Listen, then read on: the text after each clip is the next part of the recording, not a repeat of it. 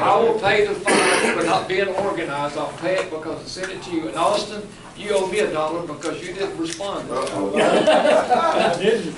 right. Good deal. We do have a soup kitchen covered, and we're in good shape. So thank you for being organized. Okay, yeah, I'll give you change on that. All right, now, a couple items. Okay. We had some confusion. The last week, we had snow last week, and then the week before that. And I like to ask questions about It was snow. Said no meeting. Sir? Yes, sir. I'm not disturbed, I just want you not to change too much. You changed 2 hours, okay. Mr. Steiger, you're conducting the business on the side while I'm talking. I need $1. We're trying to get this covered. And Richard, if you say a lot, I'm going to have to say something. All right, here we go. I asked him about the color on the magazine. Yes. If you remember that. And I think it's good that we ask questions along on the Rotary magazine. So last night, kind of thinking about this, I want to do a test that one Rotarian may do another. What? Gee whiz. Here you go. Thank you so much. Just, as our treasurer, just pull it all out. You'll be in good shape. All right. Gavin Sinclair, have you read the Rotarian magazine? This one. I don't see any point in being a Rotarian if you don't read it from cover to cover. Oh. Okay. All right. I don't think that was an answer. That wasn't an answer. Request for request. Okay. Good response. All right. I'll flip over here on a certain page, and I believe it's page 25. Second paragraph. That's 25. Second paragraph. Please recite it. That's a centerfold. On page 25, can you tell me what's on this page? Now, this is a test, not unknown, and I know Gavin reads the Rotarian magazine, but on page 25, what is it? Well, I do memorize it from cover to cover, but it takes a little reinvent our wheel. That's exactly right. There it is. Whoa! That's Hey, I'm impressed. Right. That's a setup. Next question. When's the hammer fall? I'm serious. Joe. Yes. All right. You do get the Rotarian magazine. As a new Rotarian. I enjoy reading it from All right. cover to cover. We're moving ahead. Okay. We're moving ahead. The new Rotarian magazine. All right. All right, Pastor. You're ready to fall back.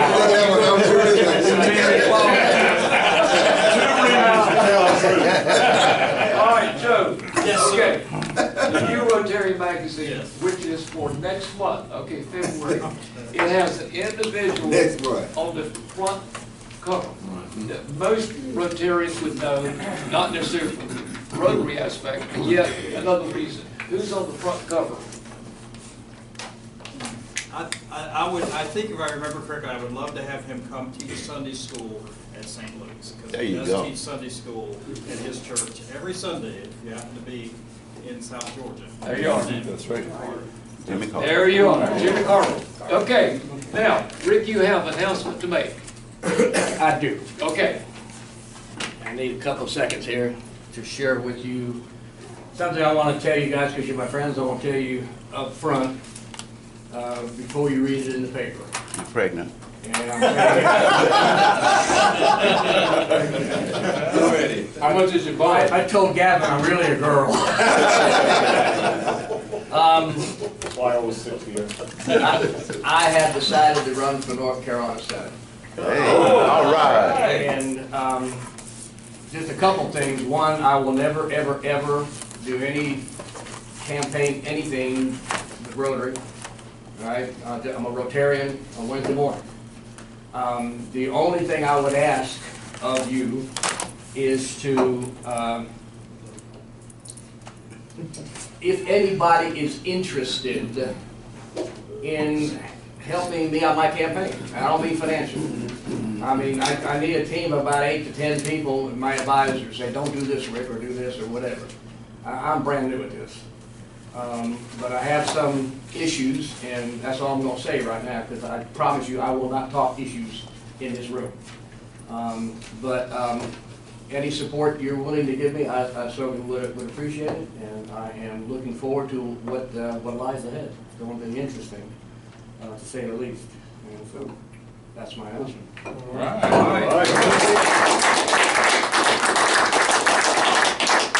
Worth the fine. Just start your campaign off, I need $1.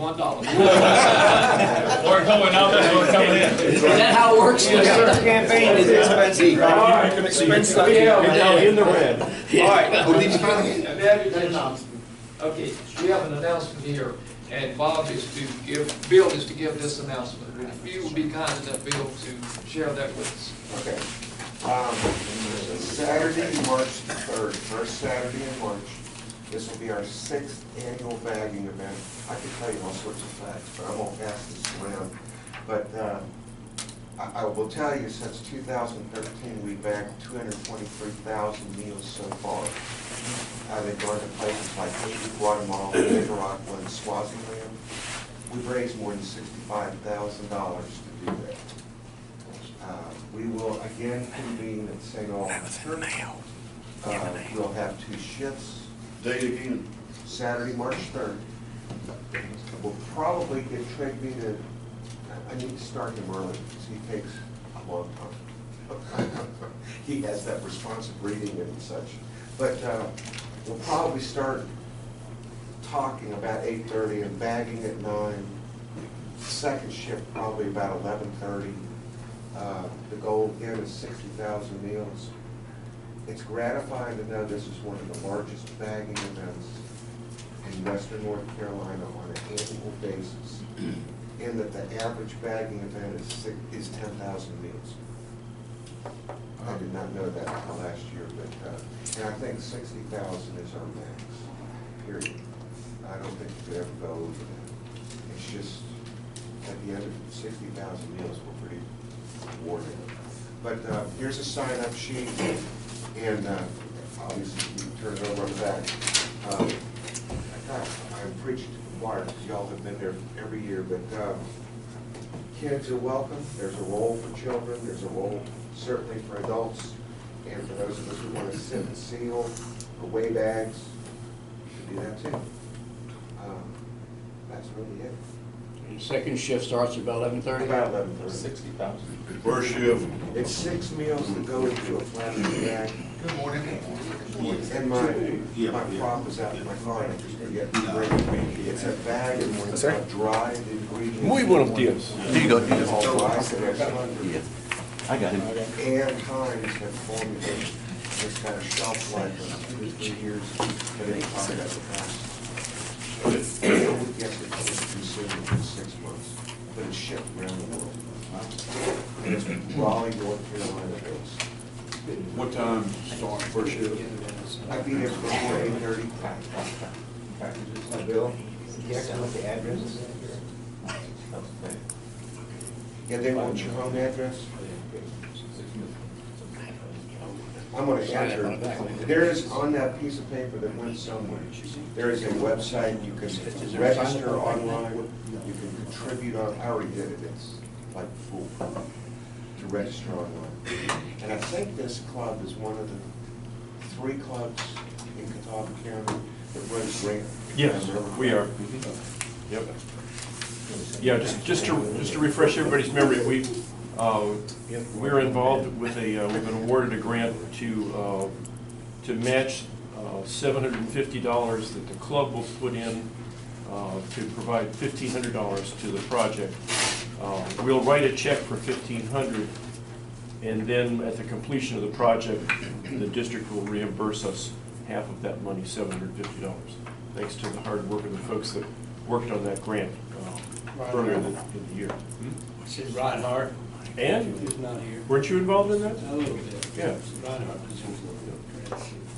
So yeah, it's a great event. We've been involved in this club, I think, since the beginning of it in Catawba County when we first packed over in Newton at First Presbyterian Church. First United Methodist. First United Methodist, Yep. yeah. And it was just a crazy event that time. And was. thanks to Bill and his crew, it's far more organized and less frenetic than it was when we were there for that. That was wild. Yeah, that was a crazy event, but it got it off to a big start. What does frenetic mean? Frenetic. What does that mean? Frenetic it's one of those $2 words that means like wah. And they will. Too much caffeine. Too much caffeine. That's what it means. Yeah. Tucker. Yes, sir, thank you, President McNeil. Saturday. Excuse me? Saturday, winter warmth, Saturday. I've asked everybody except a couple. Donald, I didn't ask you. Donald, you gonna be there and bring soup? Okay, thank you.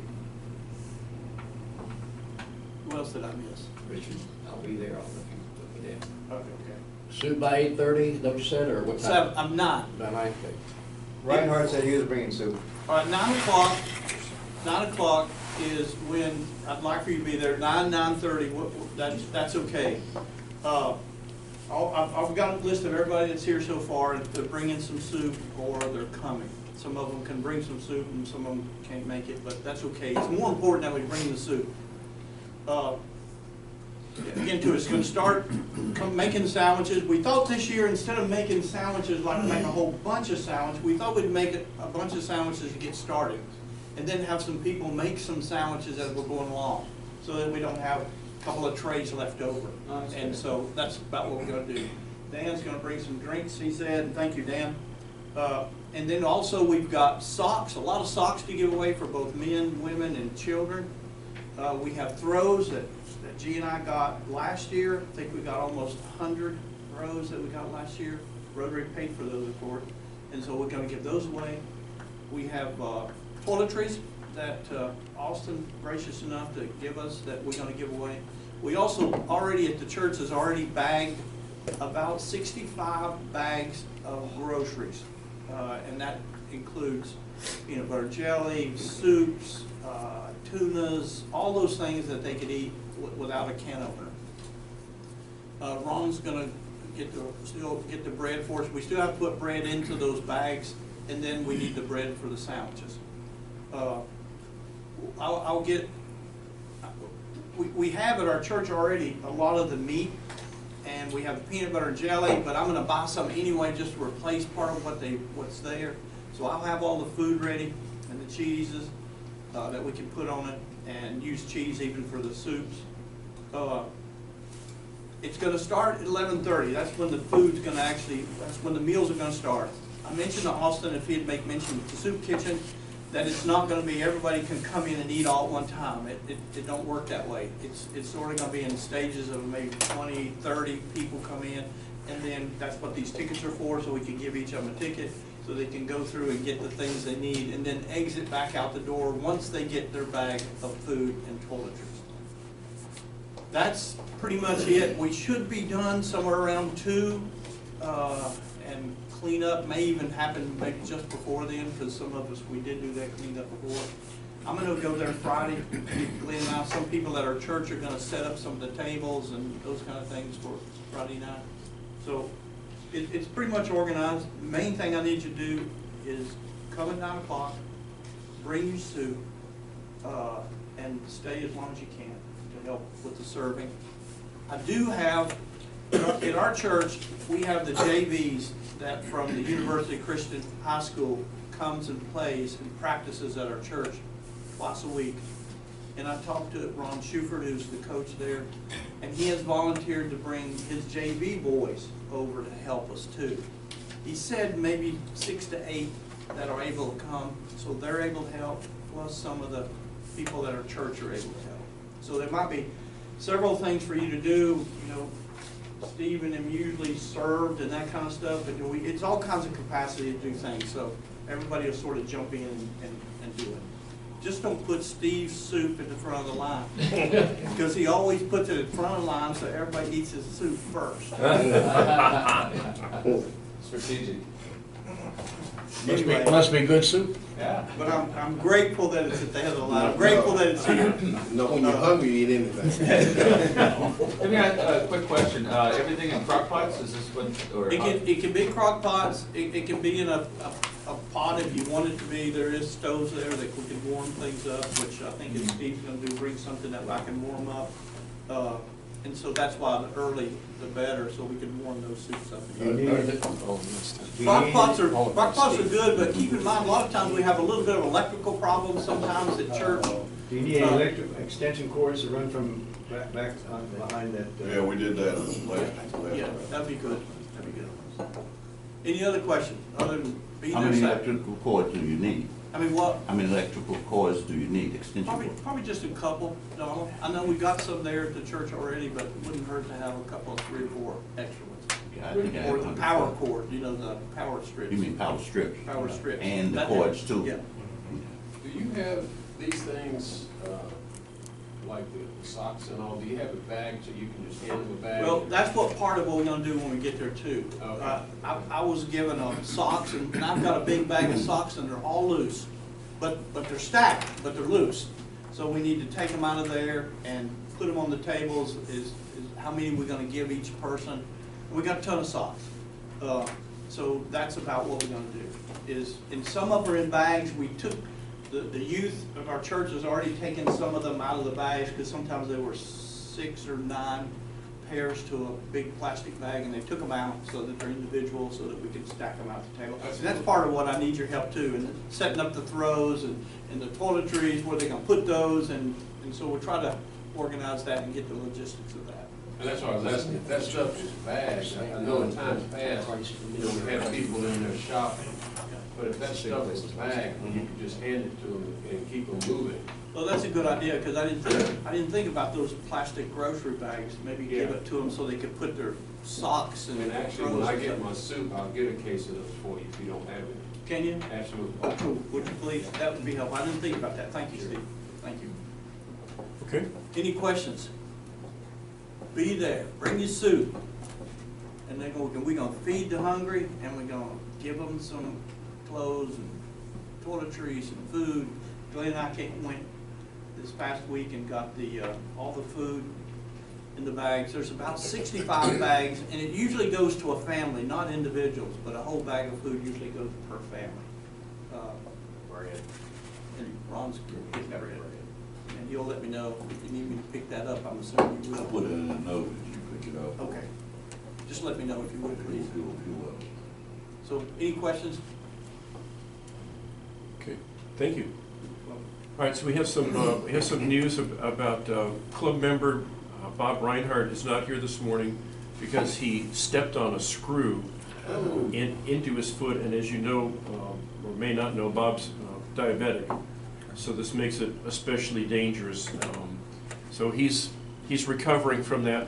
As far as we know, he's going to be okay. But yeah, so keep Bob in your prayers on that one. Other news, as you may recall, a couple of weeks ago, we had a request for $500 for water filters. The famous water filter that I drank, Lake Hickory water, filtered through there along with John Ellis, and we had a request for $500 to pitch in with other Rotary clubs in our area for filters for third world countries. We sent that around to our committee that reviews those, and we agree that this would be a good thing for the club to do. So we have now, help me out, parliamentarian. We have a recommendation from the committee, so we do not need a second. Is that correct? Correct. All right. So now we have on the floor for your decision a recommendation from the committee that reviewed this to spend the $500, give that to John Ellis. Water filters primarily going to Puerto Rico right now for the disaster that's there. And so the floor is open for discussion. How did you feel after you drank the water? I felt fine. All right. Thank you. So the filter works, Is that's that good. just a filter, or will that be a container also? That it connects to? He's also working on buckets that the filter goes into, yes. Yeah. So we just, All right, ready for the question. All those in favor? Aye. Any opposed? I I need the information, please. Steiger, can you hook up G with the info? I will, yeah. I'll call John today and ask him and give him the good news and ask him who he'd like to check made out to. Okay, Sure. good, thank you. Thank you, Club, for doing that. On the homeless front in our community, the extremely cold weather that we've had recently has had the local churches very much involved in warming stations. These are the churches that provide shelter for our homeless folks when it's going to be very cold, below freezing, between the day shelter times that close at 4 and the Salvation Army opening at 10 for people to sleep on the cafeteria floor. We're not talking luxury accommodations, but the Salvation Army does get them out of the terribly cold weather. Churches have been very, very busy doing this. One of the churches was concerned about the warming station Wednesday night because of all the snow and how they were going to get the guests there. I didn't hear how that resolved, but if you hear of a church or if your church is involved in that, there's a way you can support that, I would encourage that. It's a big deal for our homeless community. Typically, we've been seeing 30 to 40 people at night at the various warming stations that have been there. We've had, I think our max is 28, 29, at St. Luke's. So can we buy, and I just throw this out, or we can do it individually, sleeping bags for these folks who have to sleep on the floor at the Salvation Army? You know, that would be, we've been talking about buying coats and hats for them for 5 years now. Are you suggesting sleeping bags that would stay at the Sally for them to? No, not necessarily. To be given to individuals, Yes. individuals or Yes, families. You don't want folks. I wouldn't think you'd want people sharing. No. Right? Maybe the Army cots would be better that could stay there. I would talk to them. Yeah, and about that, Right, 'cause we get sleeping bags from the VA, and we give out. What we have found, and not everybody, but there are a number of folks who go on the street and sell them. And, Or use them and, they're not gonna bring them back with them to the Salvation Army or something. well, we don't even think about Salvation Army, we think about the veterans, the homeless veterans who are out in the woods. But a lot of people, when they get some stuff, and I'm not saying it's all veterans, but there are some folks who need the money and they go and sell it. Which I'm saying not do that, but perhaps something like you guys are talking about that would be at the Sally. Now they're not, there are pallets or something, there are things for them. Mattresses, we should call Case. Yeah. We should just call Casey McCall. What would I can he? do that, I'll call Yeah, Casey and see okay. what they need. Okay. And give them to them hats and shirts and shoes. What about that? Bring that up again. What? And the jackets. Yeah, I know for St. Luke's, we do a lot with giving out clothing as well as blankets. We've been a big thing of blankets, giving out blankets this year through Westview. And there's usually a table of clothes at the warming station when folks come in. And they get free clothes there too. Which would be a great place to put those toboggans or jackets. Sure. We've Yeah. been talking about for the last 6 years. And no question about it, yeah. All right, so Austin, you're going to check with I will check with Casey. Case, yeah. that's- Casey's the director at the Salvation Army. All right, I hope we have enough time to have a little fun this morning. I'm ready to write a check into the cart bucket for $50, but it may decrease from that depending on how good you all are on your rock and roll trivia. So we're going to have a rock and roll trivia question. If the club can answer it correctly without any hints, we'll start at 50, but then I'll start decreasing it as I have to give out hints. So here is the rock and roll trivia question for you.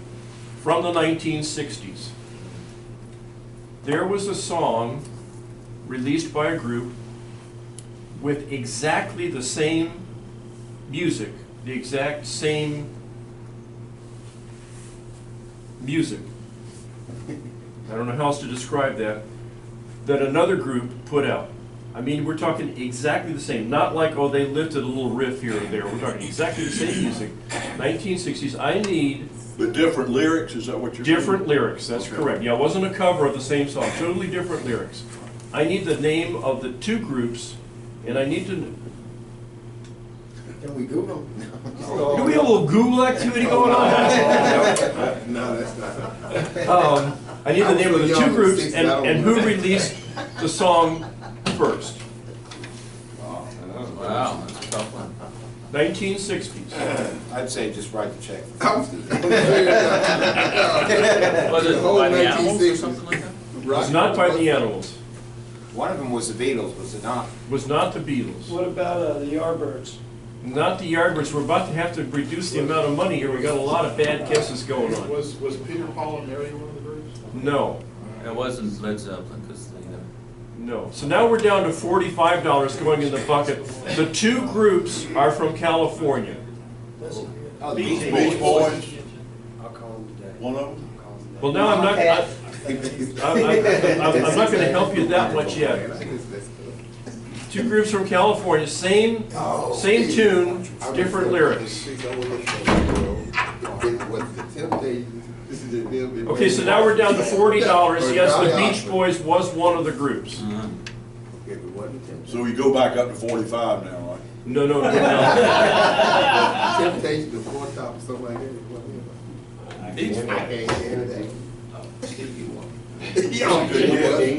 Jan and Dean was the other group.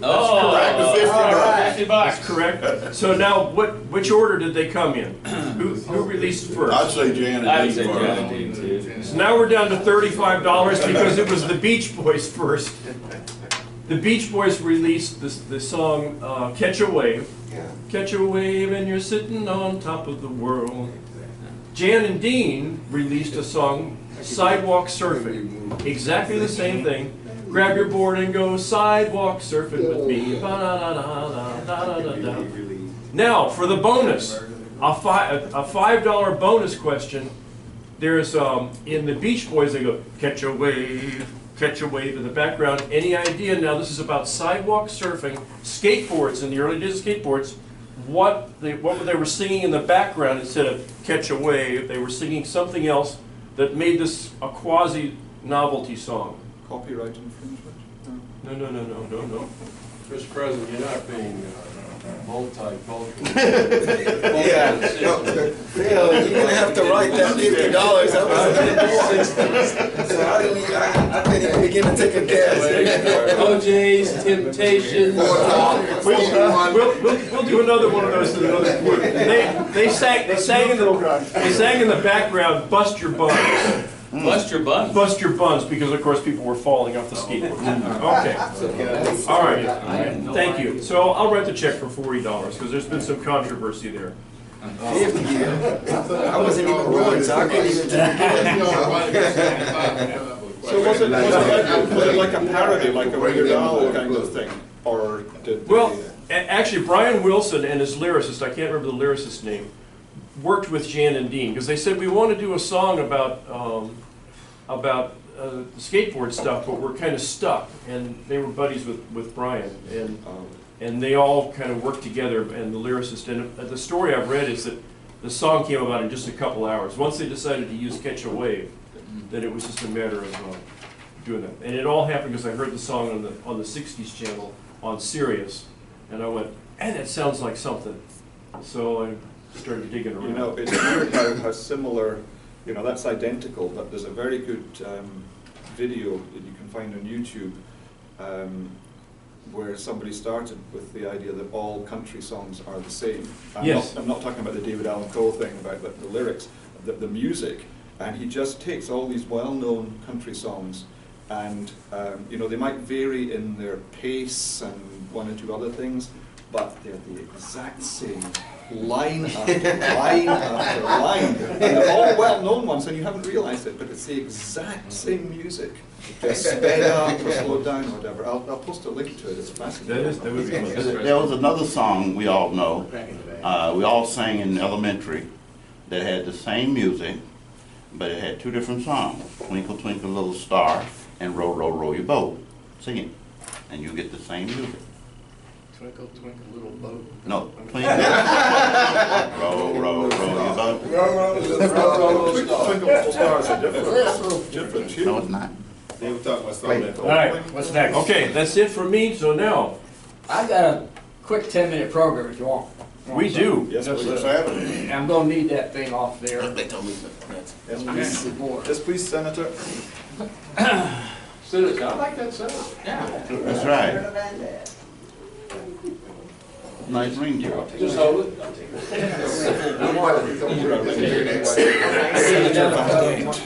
you go. What you need? 60. Yeah, what time? 9 o'clock. You bring soup? I can bring soup. I can make a big bowl. You said that, was there anything that's off limits, any kind of soup that's off limits? It doesn't matter what kind of soup? No. Could be chili. Could be chili, could be chicken noodle, could be bean, could be Vegetable, doesn't. vegetable, could be, don't matter. Okay. Okay, thank you. Let me put this a little bit so I can see. You bring chili, don't make it too hot, you got a lot of kids there.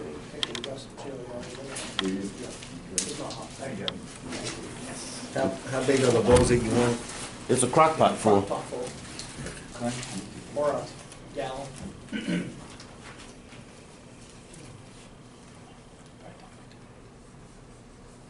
It's across from church and. Mr. Van Dett, I hope you don't do that on the Senate floor. That's Gina. Tell them what price it is. Deuce. Thank you. How much you got? 60? 60. If you come in. Oh, my. All right. Yeah.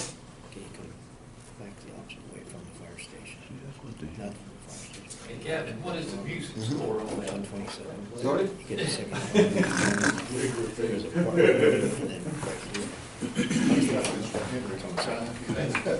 While Rick's doing that, Phil, it's interesting, the Tuesday Club, Jeff, the attorney, Jeff Francis, Jeff Mackey, I mean, he is the music trivia guy. I've never asked him, like at La Dance, songs from the 50s, 60s. I've never asked him a song he didn't know who sang it. I'm talking about one-hit wonders. And the reason why is, when he was in high school and college, he spun the records at a skating rink. Oh, wow. And he remembers every one of them, and he can just spit them out, any song you want to hear. And so, I think he was president 2 years ago, and he made a deal with the club. He would pay $10 or something if somebody knew the songs, and I think he probably won most of the time, didn't he? I did, yes. You did? Good deal. But that was part of his deal when he was president. Every week, he would bring up a trivia song on music, and he'd pay $10 if somebody got the answer. All right, I promise to be real quick with this. Is that when I'm going to talk about sort of a passion of mine, and very interesting. These are divisive times right now.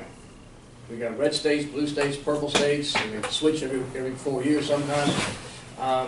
But this is sort of symbolizes perhaps the most divisive time in our country, Civil War. And this is the town of Gettysburg, okay? And that battle pretty much dictates what we are today, what our nation is today. Had the battle gone differently, we'd probably have at least two countries, the United States of America, Confederate States of America, and we don't even know what the West would have been. All those western states hadn't yet, most of them weren't states yet, and they didn't have allegiances. You don't know what would have happened there. And the Confederates came that close to winning this battle, but by not winning the battle, it turned the tide of the war. This is July of 1863, and Robert E. Lee is kind of desperate. All the fighting's been in Virginia and North Carolina for the Eastern Front, and Virginia's been ravaged. There are no supplies, and so he's got to resupply his troops, and he needs a decisive victory. He's never been beaten by the Union Army. Won every single battle, even when they were outgunned and outmanned. They won. And so he figures, I can't be beat. Let me find the Union Army in the north. I defeat the Union Army decisively. Lincoln will sue for peace. That was his goal. He knew he couldn't win a long war, but if he could get this one battle done, and the North would be so tired of it, and Lincoln would say, okay, we'll have two countries. That was his goal. Resupply his army, get a decisive victory, and hope for Lincoln to just go ahead and give up. What had happened at that time, the Federal Army pretty much was down here in Maryland. And Gettysburg is just about 10 miles, 15 miles north of the Maryland border. The Confederates, the Union Army is in the south, the Confederates are already in the north. They have the biggest group of folks are coming down this road here. There's a group of Confederates here and a group here. And Lee had split up his folks, and Gettysburg was not even thought of. They were going to Baltimore. They thought, let's get, this group is going to get Harrisburg, Pennsylvania, go ahead and nail Harrisburg, and they were all going to meet marching toward Washington, and he figures if we get a real good victory near Baltimore, that's it, that's all we need.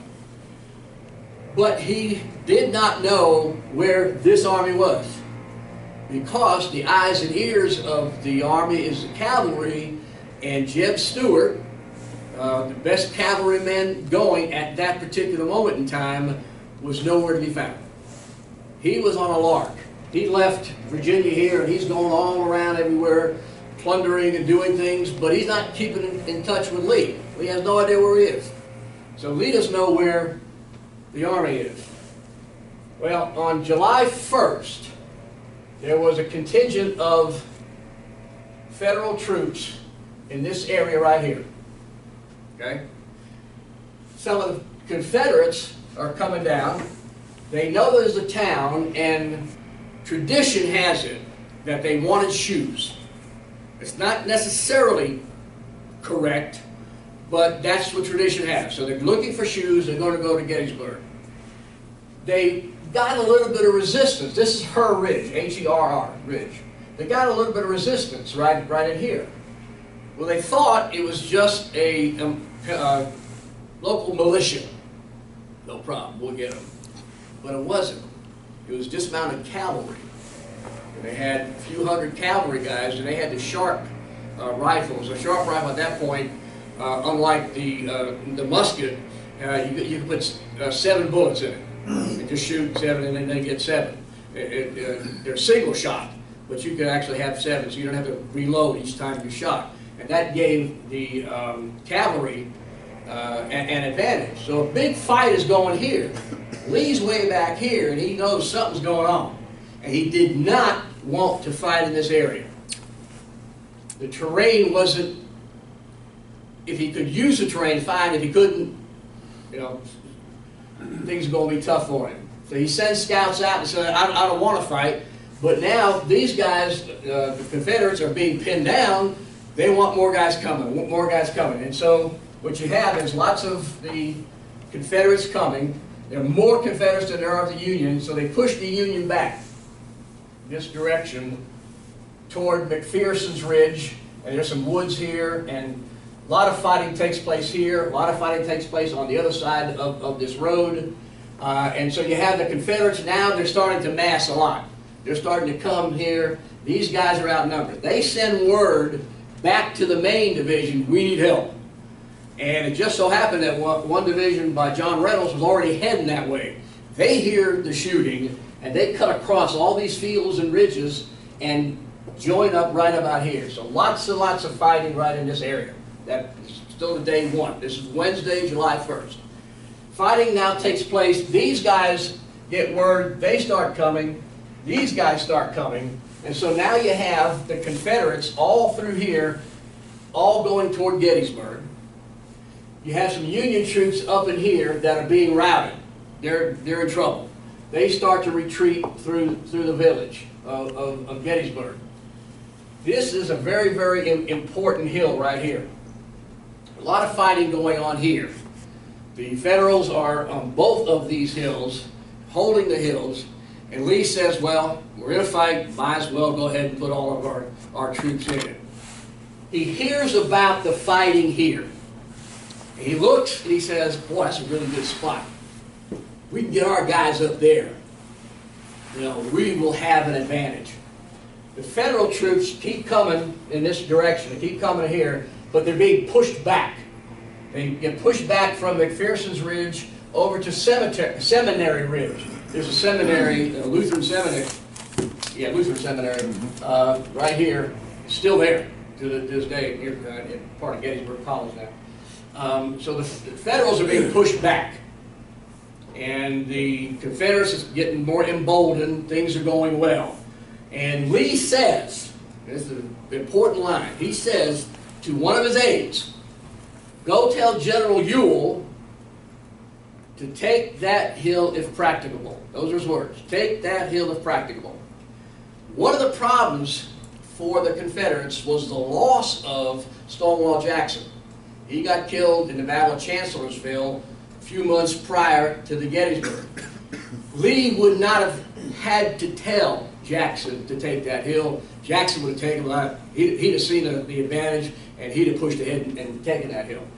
Jackson's gone. Ewell's a little bit indecisive. He hears the words, "take that hill if practicable." He says, "I don't think it's practicable." That's not what Lee meant. Lee wanted to really take the hill. But the wording, the miscommunication, kept Ewell from going up that hill. So the Federals got stronger. Well, day one ends with the Federals falling all the way back through town in here to this area here. They're here.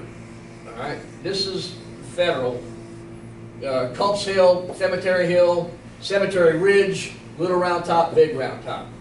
That is now where the Confederates, the Federals find themselves right here. If you've read anything about Gettysburg, you know this is called the Fish Hook. And so that's where they are. The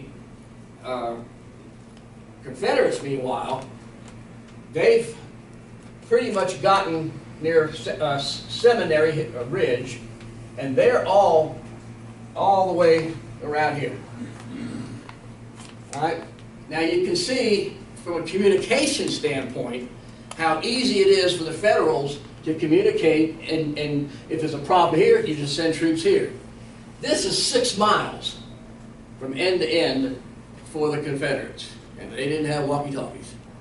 All right, and so communication became a big issue. But day one ends with it looking like this. Federals are back, and for all intents and purposes, the Confederates won day one. They're now entrenched themselves, but it's pretty spread out. Day two comes, and Lee says, all right, we're going to attack on this side, and we're going to attack here. If we can get up on this mountain, which actually, the Big Round Top is all wooded, you can't get there anyway, because some folks did, but you couldn't get artillery up there, but you could on Little Round Top. Lee figures, if I get him here, I can just go down the line. It's a good strategy. Communication again issues. His chief general at that time was James Longstreet, fantastic fighter. Longstreet did not want to fight here. He saw how entrenched the Union Army was up. He said, I don't know that any 15,000 men is going to be able to knock them off that hill. But Lee said, that's where he is, meaning the federal government, the federal soldiers. Longstreet wanted to go around, get behind them, and get better ground for the Confederates and have the Federals come to them, just like they did in Fredericksburg, Virginia, where the Federals had to go up a hill, Mary's Hill, and they just got nailed, big time. Longstreet wanted to do that again. Lee said, no, that's where he is, that's where we're going to fight. So he sends Longstreet to attack this area here. It's very, very rocky, and it's very difficult terrain. He gives the order about 10 o'clock in the morning. It takes Longstreet about 6 hours to get everything going. Lots of marching back and forth. He didn't want to be seen. All kinds of, some people say he didn't want to do it. He's a tremendous fighter, and he finally got there around 4 o'clock, and they started the attack. This sort of goes around this way a little bit, a little round top. What happened was the 20th Maine gets set in here, and it goes this way. And coming off of Big Round Top into this 20th Maine is a 36 Alabama. And Alabama folks did not know that the 20th Maine was entrenched there. And some of the most serious fighting of day 2, horrible, horrible fighting, all through this particular area here. There's a place called the wheat field, the peach orchard, and stuff, because this line is very impregnable. A general who got antsy, Dan Sickles, moved his folks up to here, which made it a whole lot. He breaks the line. So Longstreet said, "Okay, we got him now." And bloody fighting here. The Confederates had it for a while. The Federals had to go back and forth. People, just bloody, bloody stuff. But this was the key. And the 36 Alabama now charges up the hill 5 times. They could not get there. And the 5th time, Chamberlain, Colonel Joshua Chamberlain, had them do a bayonet charge because they were out of ammunition. They had the bayonet charge, and the Alabama folks either ran or just took a rifle down. And that stopped that siege.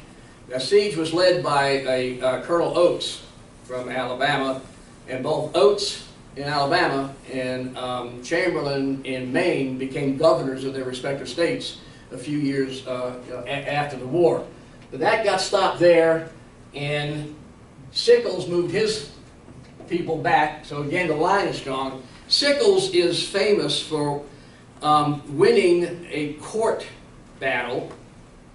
He killed Nathan Hale's son because Nathan Hale's son was fooling around with Sickles' wife. And the defense that he used for the first time was justifiable homicide. And they said, "Yeah, fool around with his wife, go ahead and kill him." And so that's Sickles. Another famous name from the first day was Abner Doubleday, credited erroneously with inventing baseball. He did not. But that was that Abner Doubleday. So now the Federals are back here again. The Confederates are really strong here, and they don't have too many troops here. And now Jeb Stuart shows up. Day 2 ends with a draw. Confederates won day 1, day 2 is a draw. Federals are solid here. And Lee says, Jeb Stuart finally shows up. Lee is angry, although he doesn't say anything hard words. He said something like it's about time. I forget what he actually said, but it was obviously a rebuke. So he tells Longstreet and his generals, "Okay, we have to get him tomorrow, day 3, July 3rd on a Friday." He said, "We have attacked here and here, so the middle must be weak. We're going to attack the middle tomorrow." And he said, while we're doing that, Jeb Stuart is going to come with his cavalry and come this way. And we'll meet. We'll split the line. We've got it. Longstreet's still skeptical, but okay, what's going to happen? But this time, all of the Confederate troops are back here now up to the battle. They're at full strength, and they mount a big charge about 1 o'clock in the afternoon. Not 2 o'clock, because by 1 o'clock in the afternoon they started an artillery barrage, just sending everything they can for almost an hour, until they were just about out of ammunition. What they didn't know was all their shells were landing behind the line. Killed a lot of horses and stuff like that, and some casualties, but they were not hitting this line at all. The Federals decided, well, they're not hitting us, let's just wait. So they held on to their ammunition, their artillery stuff. And Longstreet finally tells George Pickett, go ahead and charge. It's known as Pickett's Charge. Right? There were 3 divisions. Pickett had one of them. Why is it called Pickett's Charge? Now, Pickett is right here. There's a North Carolina group right here and a Texas group here. But it's Pickett's Charge because where was the capital of the Confederacy? Richmond, Virginia. The Richmond newspapers wanted to make sure people were very, very in favor of Virginia and heck with North Carolina. You know, this Virginia-North Carolina feud has been going on for a long time. So they charged. It's called Pickett's Charge, and 13,000 guys come out of the woods in this area here. Meanwhile, Jeb Stuart, best cavalryman going, never been beaten as cavalry, comes up against a smaller number of cavalry folks. That's the Michigan cavalry led by, anybody know? George Armstrong Custer. And he was a 21-year-old general at that time. And Custer whooped his butt. Stopped Stuart right there, so Stuart could not assist. And Lee's back here watching, and this attack, they're all going toward a group of trees right there. That's their focal point. They actually, and there is an angle, it goes like this. Like this, okay? Like so. And here are the trees. And they're all coming in here. They actually got through the line. But that's as far as they got. Because more reinforcements were brought up, and they repelled them and they stopped it. There's a marker today, right about there, called the high water mark, marking the furthest into Union territory that they got. Because this is Union territory, they got through here, so there's a marker for Pickett's group. However, there's another marker right here. Actually right here, before the line. Now, on the map, this is further up than this one. This group got further, but they didn't cross the barrier because the barrier was further back, so it doesn't count. These are North Carolinians. They got further up than the Virginians, but the Virginians crossed the line, so that is the high water mark. But they were defeated. After about 40 minutes of fighting, they had to come back, and some of you may have seen some depictions when Lee goes to Pickett and says, you know, please cede your division, and Pickett says, sir, I have no division.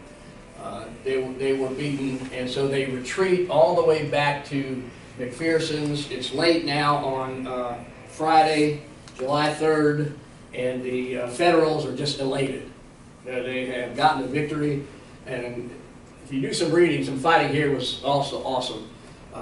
But the Federals held, and Meade, General George Meade, is the commanding officer of the Union Army, is thinking about chasing Lee now that Lee is leaving. He's trying to get all his troops and get back to Virginia. But Meade looks around and says, my guys are just exhausted. They've given 3 days of fighting, we're going to stop. We're going to rest. July 4th, on Saturday, was a rainy day, so they just rested as best they could. Lincoln was beside himself because Meade wouldn't chase Lee, and Lee then on the 5th, Meade decides to send some troops, but then it's too late. Lee goes across the Potomac again and gets back into Virginia, and Meade doesn't chase him there, and the war goes on for 2 more years. But the handwriting is on the wall. The loss of Thomas Stonewall Jackson, the miscommunication by if practicable, the inability to communicate over long lines, and Jeb Stuart's absence all sort of came together in favor of the Union Army, and they still got that close. By penetrating this line, this came that close to winning that battle. But that was the first time Lee lost. And it did something to his psyche, and to those of his troops too. And so they went back, and again, the handwriting's on the wall. They're going to lose. They know they're going to lose. They go down fighting for it. It takes 2 more years. But that one particular battle really changed things, and it's very interesting to think what might have happened had they gotten through. So just thought you might be interested in a little bit of that. Any questions or concerns? What was the casualty count? Casualty over 53,000 casualty. Now, casualty simply means either killed, wounded, missing, prisoner of war. In other words, you can't return back to your unit to fight. Deaths between 7,000 and 8,000 total people were killed. Over 3 days? Over 3 days. It is the bloodiest battle over 3 days. More people lost their lives over 3 days. The single day record of most lives lost was Antietam in Maryland. But it's not a good eraser. Anything else you want to know? I mean, I'm just a nut about the Civil War, the causes of it and everything, and what happened. Very, very divisive time. Where did Lee finally just say, so that's it, we're done? What's that? Where did he finally just say, that's it, I give up? It was at Appomattox. He knew they had a long siege in Petersburg when they were well entrenched, bunkers and stuff like that against the artillery. But again, it was just a matter of time before, because what Lincoln did on the same day, July 3rd, that Lee was losing, Ulysses S. Grant was in Mississippi taking Vicksburg. And so 2 huge victories for the Union Army on the same day. And Lincoln said of Grant, he may be a lot of things, but that man fights and he wins. And so he brings Grant east and names him general of the army, and then it was just a matter of time. And we all know Sherman and so on and so forth. So hope you got something out of that. Thank you. Thank you.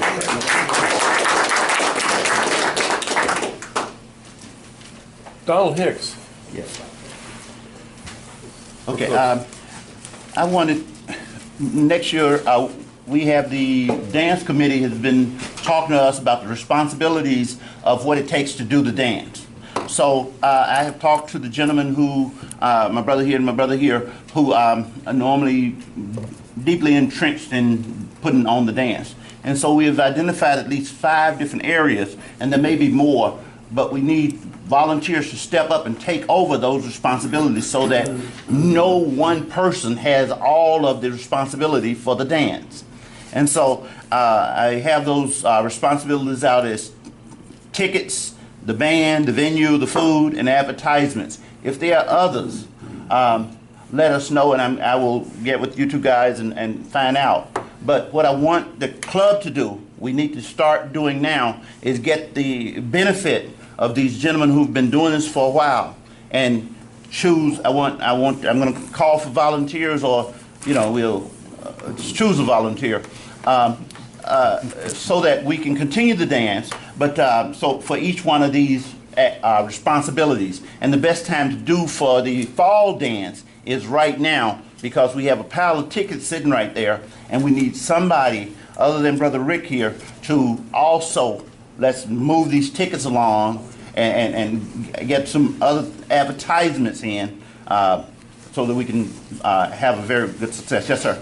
Donald, why are those tickets still sitting there? Those tickets should be out being sold. Exactly. Rick, how many are out, if you don't mind? 110. Are out so far? Are out, yeah. So a third? Yeah. Wow. Okay, that's a definite loser for the and club. we used to just give people 10, but a lot of them would turn it back in. So if you can sell, please, they're here. And I gave out 10 this morning. If you can sell 1, you can sell 2. It would be very, very helpful to us. It's going to be a lot of fun. St. Patrick's is a good time to do something. I think we'll have a lot of fun, but we just need to, any kind of listserv or distribution list you have of folks you know.